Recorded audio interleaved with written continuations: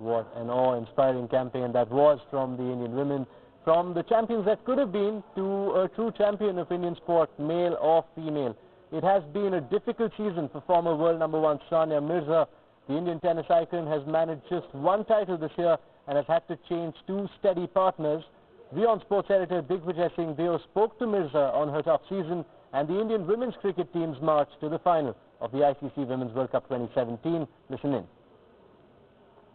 Joining me now is sporting icon, Khel Ratna awardee and Indian tennis legend Sania Mirza, who returned home after a grueling 3-month tour. Sania, since this is the first time we're having you here on Wion, perhaps apt to say welcome to Wion. Thank you.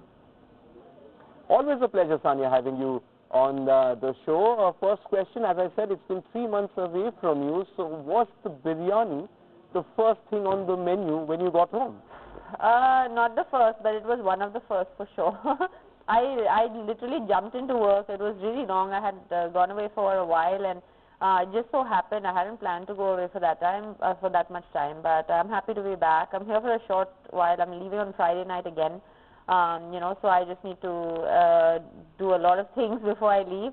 Yeah, and then I leave again for 6 weeks. Sania, the life of a tennis player seems very glamorous when we look at it from the outside, especially on TV. But it's pretty nerve-wracking at times, you know, traveling non-stop, living out of a suitcase, living in hotel rooms, jet lag, you name it. It's all very glamorous. Everything that you see on TV and in newspapers, of course, there's a lot of good that comes with it, and it's really glamorous and it's really nice and everything. But there's a lot of hard work that goes behind it, before it, after it. You know, this is just the good part that everybody sees and thinks. So yes, we do have a very good life. I won't complain by the grace of God, but having said that, we have to work very hard for it. Sania, you've been one of the flag bearers of Indian female sports persons. You've inspired so many females to take up sport. How proud were you when the Indian women's cricket team reached the final of the ICC World Cup? I was very proud, but I was proud of them even before they reached the final of the World Cup team. I think that's the difference. You know, I just had a conversation earlier and I said the same thing, that I really do hope that they will not be forgotten, you know, like women's cricket has been for a long time. I hope that people will, this euphoria that's surrounding them hopefully carries on. I just don't understand why they need to play a final of a World Cup for everyone to realize that they are superstars and super athletes. I think what Mitali has done has been incredible, especially I know her personally as well, and she's from Hyderabad, so I feel more personally towards that. And I really do hope that you know, this continues, and everything that, because they deserve it. They deserve all the attention, they deserve all the accolades, and they deserve all the praise that they're getting. And hopefully this is a stepping stone, you know, for them for greater and bigger things to come for Indian women's cricket. Sania, like Indian tennis before you arrived, the Indian women's cricket team was largely playing second fiddle, if not ignored, to the men's cricket team. Now, all that changed in a sense when you arrived. Today you ask any kid out there to name an Indian tennis player and they will say Sania Mirza. So what would your advice be to the women's cricket team on how to seize this moment? I don't think it's about seizing opportunity. It's not the women's cricket team, or it's not the women athletes. It's not their job to seize an opportunity, so to say. They are trying to do their best. They are working hard as much as everybody else is. It doesn't matter what gender you're from. You know, as to be a professional athlete, you have to be really good and you have to be really hardworking, and you need to put the same kind of sacrifices. So I don't think they need to seize anything. That's why I'm trying to get this message across to the media and to the people. Like, don't forget them. Just because they made a final of a World Cup, everybody thought that it's really cool to talk about them, and everybody started talking about them. But remember that they are going to play many more tournaments to come, you know, like their male counterparts, and they'll keep playing. So that's all I'm saying. You know, it's an honor for me if you tell me that people know tennis in India and they say my name, and that's really, really good. But you know, unfortunately, before me there was no one playing at that level, right? It was always only Leander and Mahesh.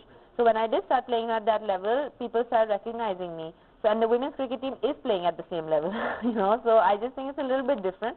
But I don't think that they need to seize any kind of, so to say, opportunity. They just need to keep doing what they're doing, put their heads down, put in the hard work. And you see, they were in a World Cup final and almost brought back the trophy for us. Let's switch from women's cricket to tennis. There was a master class at your academy. Now, the academy is something which is very close to you. It's also very close to your family as well. Yeah, it is. It's our baby, really. It's something that we feel very proud of. We've, as a family, we've tried to give back to the sport, give back to Hyderabad in the best way that we know, which is tennis, and to try and share our experiences. But at the end of the day, we are trying to keep the legacy of tennis alive, and I feel that this is one way to do it. So the masterclass today was to obviously promote tennis in Asia. We had the WTA Singapore finals in October. And that's when we, basically Asia gets to see the best 8 women's singles and doubles players in the world throughout the year come and compete there, which is a great opportunity. And this is what the masterclass was for. We had a great time. We had lots of fun. Neha was here as well, and we danced a bit as well, and we played some tennis as well. And and we got to meet a lot of wonderful children who are interested in tennis. Sania, at times do you feel distraught that you can't spend as much time as you possibly would in churning out the next generation of champions? That's because you're traveling so much. Now, few weeks back, we did a lovely story on Jafreen Sheikh, who's representing India in the Deaf Olympics as we speak, and she spoke very highly of how supportive you were of her journey.